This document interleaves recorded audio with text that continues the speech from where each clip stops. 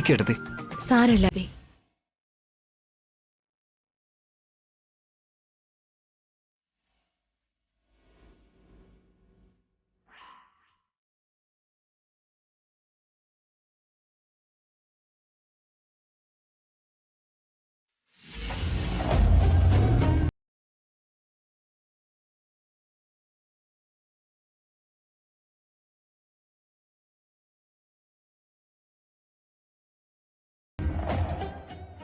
വസു, എനിക്ക് തന്നെ, ഞാൻ കുടിക്കാം.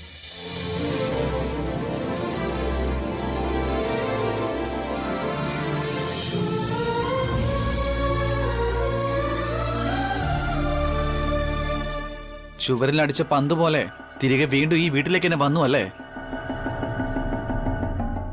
ഇവര് ഈ വീട്ടില് താമസിക്കുന്നത് തന്നെ വലിയ കാര്യമാണ് അഖിൽ. ശരിയാ കാർത്തിക, ഫാക്ടറിയിലൊക്കെ ജോലി ചെയ്യുന്ന ആൾക്കാർക്ക് ഇതിലും നല്ല വീട് എവിടെയാ കിട്ടുക? അല്ല, നിങ്ങൾ എന്തിനാ ബൊട്ടീക്കിലെ ജോലി കളഞ്ഞത്? ആ ബൊട്ടീക്ക് നിങ്ങൾക്ക് ഗിഫ്റ്റ് ആയിട്ട് തരാന്നാ വിചാരിച്ചേ. അവർക്ക് കൊടുക്കുക എന്നല്ലാതെ വാങ്ങിക്കാൻ അറിയില്ലല്ലോ കാർത്തികേ. അഖിൽ, വന്ന കാര്യം പറയേ. പകുതി പറഞ്ഞ എന്തിനാ നിർത്തിയത്? മുഴുവൻ അങ്ങ് പറഞ്ഞു. നാട്ടിൽ നിന്ന് അച്ഛൻ വന്നിട്ടുണ്ട് അബി. ഇന്ന് വൈകിട്ട് അച്ഛനും അമ്മയ്ക്കും ഷഷ്ടിപൂർത്തി ഫംഗ്ഷൻ നടത്തുന്നുണ്ട്. നീയും വസുവും കുട്ടികളും ഒക്കെ വരണം.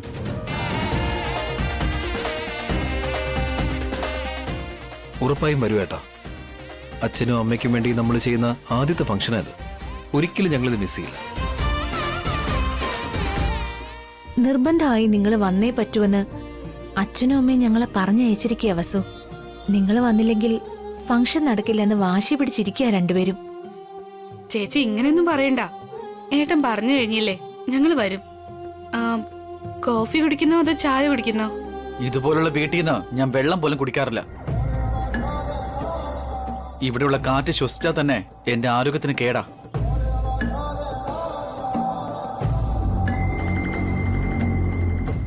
പിന്നൊരു കാര്യം, ഫംഗ്ഷന് വരുമ്പോ നല്ലൊരു സാരി ഉടുത്തോണ്ട് വാ.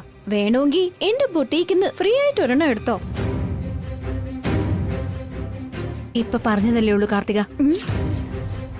അവർക്ക് ദാനം ചെയ്ത ശീലമുള്ളൂ, വാങ്ങിക്കുന്നതിൽ താല്പര്യമില്ലെന്ന്. ഇവര് ബാക്കി വെച്ചത് കഴിക്കുന്നവർക്കും ഇവരുടെ ദാനം കൊണ്ട് സുഭിക്ഷമായി ജീവിക്കുന്നവർക്കും അതിന്റെ വില മനസ്സിലാവില്ല.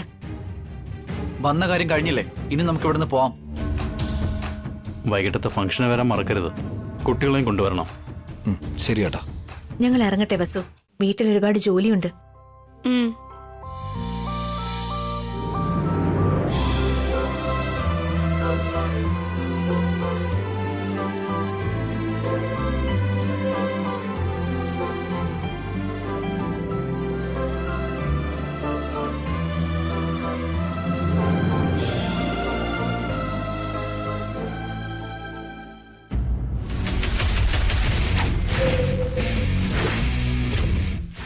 അല്ല, നിന്റെ പേര് രവി എന്നല്ലേ?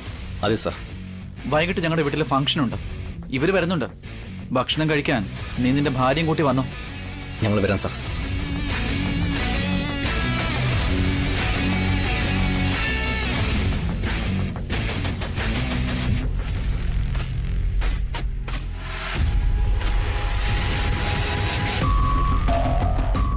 രവി, ഇന്ന് നമ്മൾ ഫാക്ടറിയിലേക്ക് പോകുന്നില്ല. യൂണിയൻ ലീഡറിനെ വിളിച്ച് കാര്യം പറഞ്ഞേക്ക്. Sorry sir. സാർ നമ്മുടെ സംസ്കൃതി ഇവൻസിൻ്റെ ചെയർമാൻ അഭിരാം സാറാണെന്നറിയാതെ സാറിനെ ഞാൻ ചേട്ടാന്നൊക്കെ വിളിച്ചുപോയി. എന്നോട് ക്ഷമിക്കണം മാഡം. നിങ്ങൾ ആരാണെന്ന് മനസ്സിലാക്കാതെ മാഡത്തിന്റെ ചേച്ചിന്നൊക്കെ വിളിച്ച് ബുദ്ധിമുട്ടിച്ചിട്ടുണ്ട്.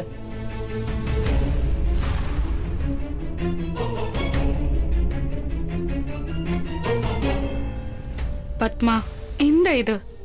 ഞാൻ മാഡം ഒന്നുമല്ല, നിന്റെ ചേച്ചിയാ. നിങ്ങളൊക്കെ വലിയ ആളുകളാ. അങ്ങനെയുള്ള നിങ്ങളോട് ഞങ്ങൾ ബന്ധുക്കളെ പോലെ പെരുമാറി. ഞങ്ങൾ മുൻപ് നല്ല നിലയിലായിരുന്നിരിക്കാം. എന്നാൽ ഇന്ന് ഞങ്ങൾ നിങ്ങളുടെ ഏട്ടനും ഏട്ടത്തിയാണ്. നമ്മൾ ഇനി എന്നും അതുപോലെ ആയിരിക്കും.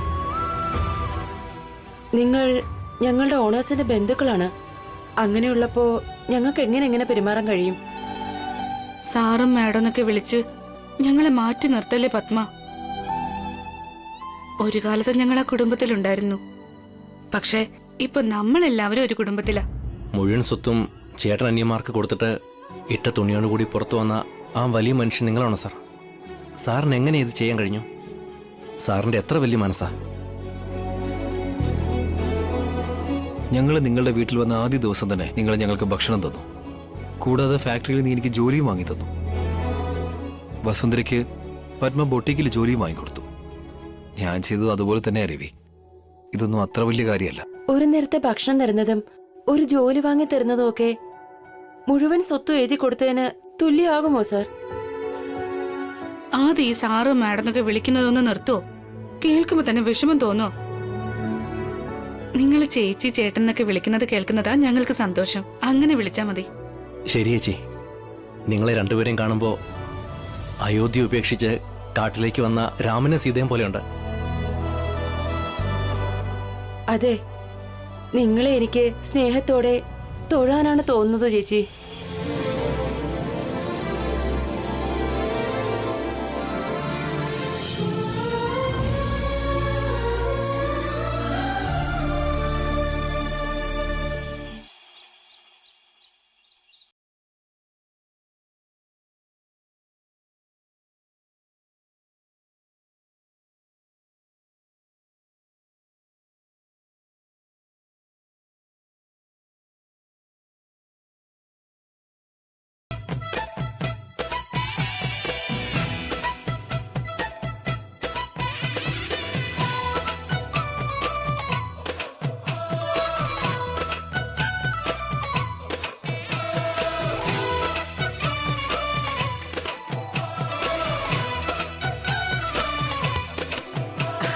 ഇടുക്കി നന്നായിട്ട് ഇടുക്കി.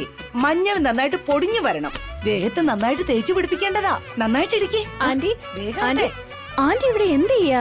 ഇവർക്ക് ജോലി പറഞ്ഞു കൊടുത്തോണ്ടിരിക്കുക. ആന്റി ഒന്നിങ്ങോട്ട് വരാവോ?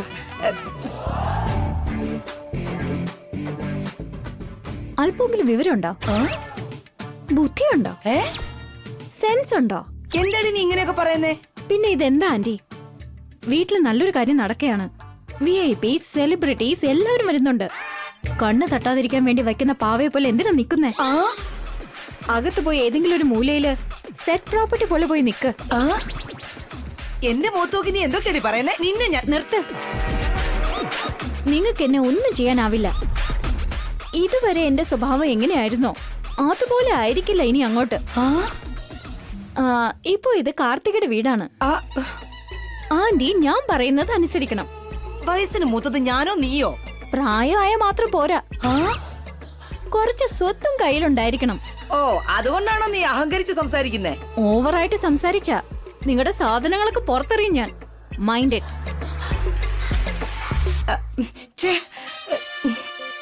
ഇവൾക്ക് ഞാൻ എത്ര സഹായങ്ങൾ ചെയ്തിട്ടുള്ളതാ, എന്തുമാത്രം ഐഡിയ പറഞ്ഞു കൊടുത്തിട്ടുണ്ട്. എന്നെ തന്നെ അപമാനിക്കുക അവള്. അഖിലിനോട് പറഞ്ഞ് ഇവളുടെ അഹങ്കാരം ഇത്തിരി കുറയ്ക്കണം. അപ്പോഴേ ഇവൾക്ക് ബുദ്ധി ഉദിക്കൂ. ആദ്യം എന്റെ കൈകൊണ്ട് എന്നെ തന്നെ അടിക്കേണ്ടത്. ഞാനൊരു രണ്ടാം കല്യാണം കഴിക്കാതെ ഏട്ടന്റെ ഏടത്തിയുടെ ഷഷ്ടിപൂർത്തിക്ക് വേണ്ടി എല്ലാ ജോലിയും ചെയ്തുകൊണ്ടിരിക്കുക. അതിന് ഞാൻ എന്നെ തന്നെ അടിക്കേണ്ടത്.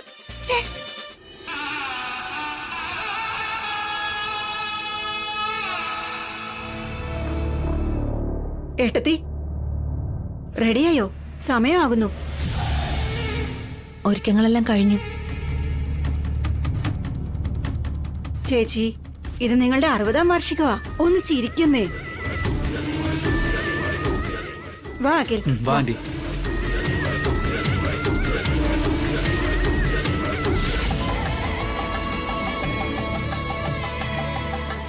അച്ഛാ, റെഡി ആയിരുന്നോ? അമ്മ റെഡിയായി കഴിഞ്ഞു. അഭിയും വസുവും കുട്ടികളും ഒക്കെ വന്നോ? ഗസ്റ്റ് ഒക്കെ വന്നോണ്ടിരിക്കുക അച്ഛാ. ഞാൻ ചോദിച്ചത് ഗസ്റ്റുകളെ പറ്റിയല്ല. അഭിയും വസുവും കുട്ടികളും എത്തി വന്നാ? നമ്മള് വീട്ടിൽ പോയി ക്ഷണിച്ചതല്ലേ ചേട്ടാ. അവര് വരും. ചേട്ടൻ വരൂ. അവര് വന്ന ശേഷം വിളിച്ചാൽ മതി, ഞാൻ വരാം. അച്ഛനെ പ്രതീക്ഷിച്ച് ഒരുപാട് പേര് വന്നിട്ടുണ്ട്. അവരെ ഒന്നും മൈൻഡ് ചെയ്യാതെ വരാത്തവരെ പറ്റി എന്തിനാ എങ്ങനെ ചോദിക്കുന്നേ? അഭി വന്നാൽ മാത്രമേ ഈ ഫംഗ്ഷൻ നടക്കൂ. ബാക്കിയുള്ളവരുടെ കാര്യങ്ങളൊന്നും എനിക്കറിയണ്ട. ചേട്ടൻ വിഷമിക്കാതിരിക്കുന്നേ. അഭി തീർച്ചയായിട്ടും ഇവിടെ വരും. അത് കഴിഞ്ഞിട്ടേ ഫംഗ്ഷൻ സ്റ്റാർട്ട് ചെയ്യത്തുള്ളൂ. അഖിൽ, നമുക്ക് പുറത്തിരിക്കാം. ബാ.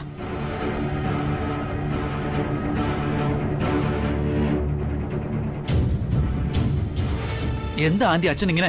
സ്വന്തം മക്കളായി ഞങ്ങൾ മാറ്റി നിർത്തിയിട്ട് ആ വളർത്തുമകനാണല്ലോ പ്രാധാന്യം കൊടുക്കുന്നേ. അവര് വന്നില്ലെങ്കിൽ എന്താ, ഫംഗ്ഷൻ നിന്ന് പോവോ? നമ്മൾ എത്ര കാശ് മുടക്കിയത്. അഭി വരില്ല എന്നുള്ള സംസാരമേ ഇല്ല അഖിൽ. അവൻ ഉറപ്പായിട്ട് ഇവിടെ വരും. You don't worry. വാ പോകാം.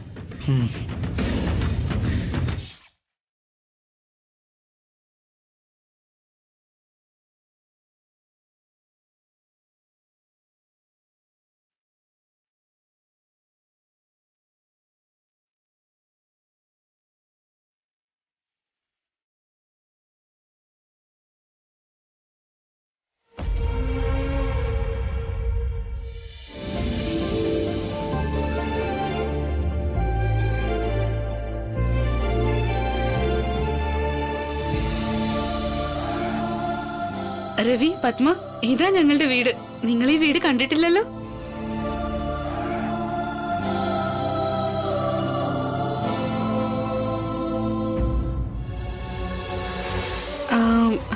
സോറി ഏട്ടാ,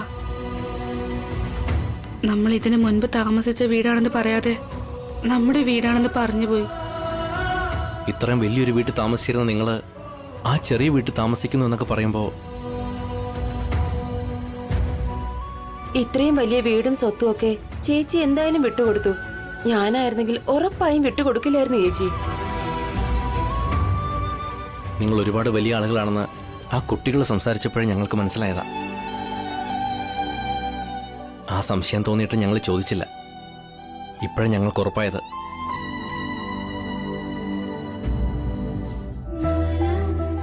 ശരി, സൈക്കിളോടെ വെച്ചിട്ട് നമുക്ക് എല്ലാവർക്കും കൂടെ അകത്തേക്ക് പോകാം. അബി, അബി, വസു, മക്കളെ സുഖമായിട്ടിരിക്കുന്നോ? വാ, നിങ്ങൾക്ക് വേണ്ടി എല്ലാരും കാത്തിരിക്കുന്നേ. നിങ്ങൾ പോയിരിക്കും. ഇളയമ്മയ്ക്ക് സുഖമാണോ? ഇളമ്മയ്ക്ക് സുഖാണോ? എന്ത് സുഖാ മോളെ. എന്റെ കഷ്ടങ്ങൾ ദൈവത്തിന് മാത്രമേ അറിയൂ. ഇപ്പോഴാ നിങ്ങൾ വന്നോ ഇല്ലയോന്ന് നിങ്ങളുടെ അച്ഛനും അമ്മയും ചോദിച്ചത് അബി. നിങ്ങൾ വന്നപ്പോ ഈ ഫംഗ്ഷന് തന്നെ ഒരു അലങ്കാരമായി.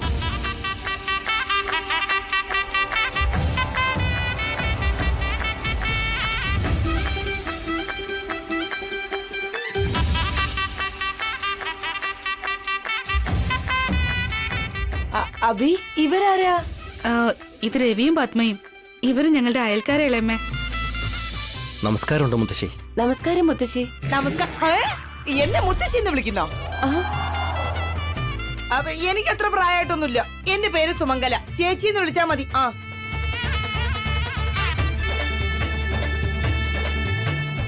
ശരി ചേച്ചി. ആ ശരി ചേച്ചി. വാ, അകത്തേക്ക് പോ. ഒന്ന് നിന്നേ.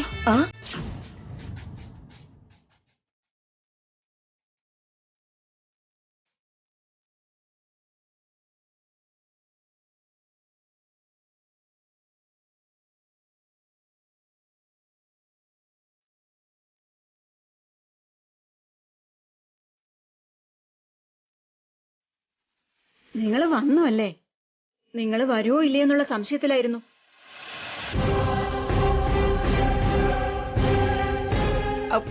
അവര് വരാതെ എങ്ങനെ ഇരിക്കുന്നേ? ഏട്ടനെ എടുത്തിയും ഇവരെയും പ്രതീക്ഷിച്ച് അകത്തിരിക്കുക. ആദ്യം ഇവരെ അകത്തേക്ക് കൊണ്ടുപോകണം. വന്നേ വന്നേ. നിക്ക് സിസ്റ്റർ. ഇവരെ ഫ്രണ്ട് ഡോറിൽ കൂടിയാണോ വീട്ടിലേക്ക് കൂട്ടിക്കൊണ്ടു പോകുന്നേ?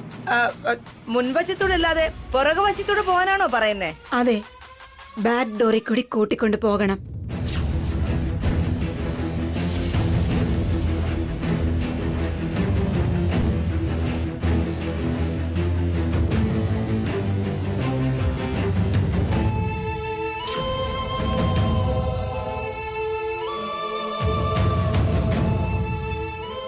ചെറിയമ്മ എന്താ ഈ പറയുന്നേ? പുറകു വശത്തു കൂടി വരാനോ? ഞങ്ങൾ എന്താ കള്ളന്മാരാണോ ചെറിയമ്മേ? മെയിൻ എൻട്രിയില് വലിയ വലിയ VIP ഇരിപ്പുണ്ട്. അതിന് അവരെല്ലാവരും സെലിബ്രിറ്റീസ് ആണ്. അവരുടെ ഇടയിലേക്ക് നിങ്ങളും പോവാൻ പോവുകയാണോ? പോയാലെന്താ? ദേ നോക്ക്, നിനക്ക് ശരിക്കും മനസ്സിലായിട്ടില്ല. അവിടെയുള്ള VIPസും സെലിബ്രിറ്റീസും ഒന്നും നിങ്ങളെപ്പോലെ അല്ല. ഒരുപാട് വലിയ വലിയ ആളുകളാ.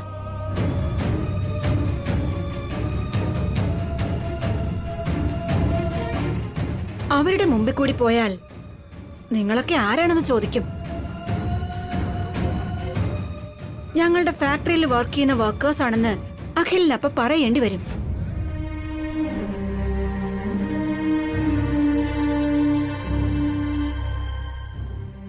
അപ്പൊ വീട്ടിലെ ജോലി ചെയ്യാൻ വേണ്ടി വന്നതാണോ എന്ന് ചോദിക്കും.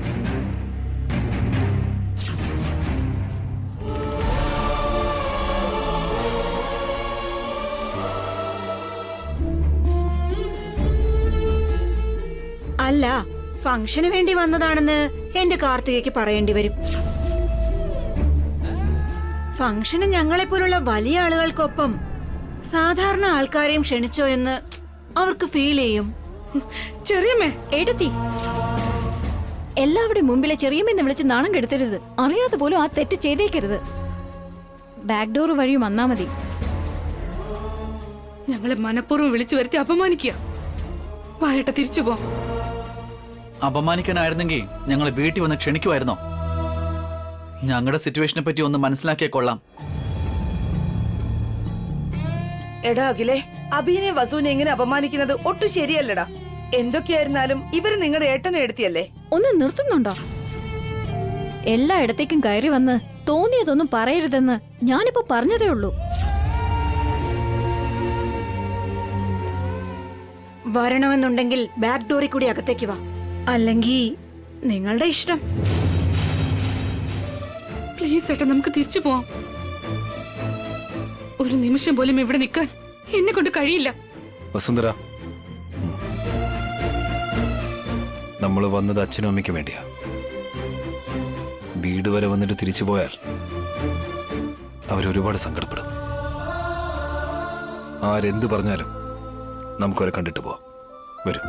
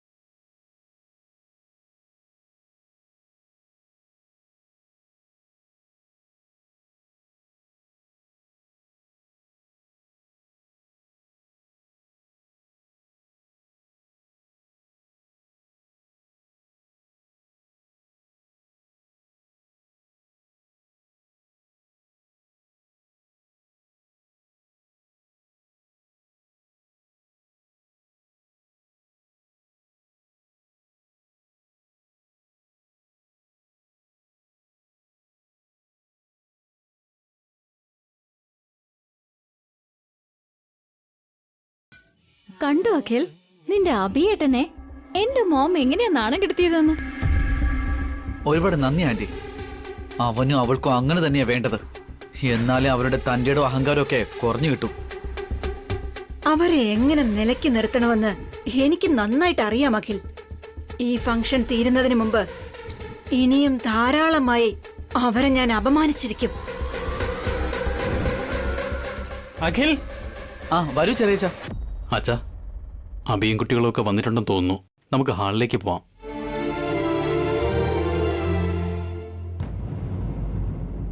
വരൂ അച്ഛാ.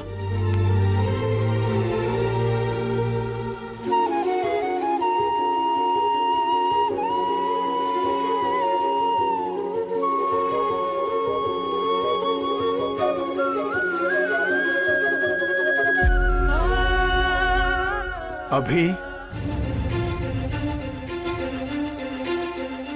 അച്ഛാ.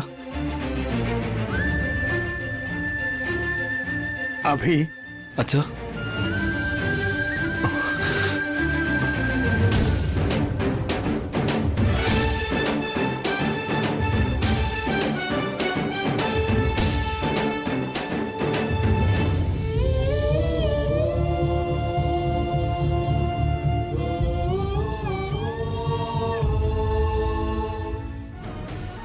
എങ്ങനെ ഇരിക്കുന്നു അച്ഛാ? നിനക്ക് വേണ്ടി മാത്രം ഞാൻ ജീവനോടെ ഇരിക്കുന്നു മോനെ. സുഖായിരിക്കുന്നു മോളെ വസു? സുഖായിരിക്കുന്നു അച്ഛാ. മക്കളെ,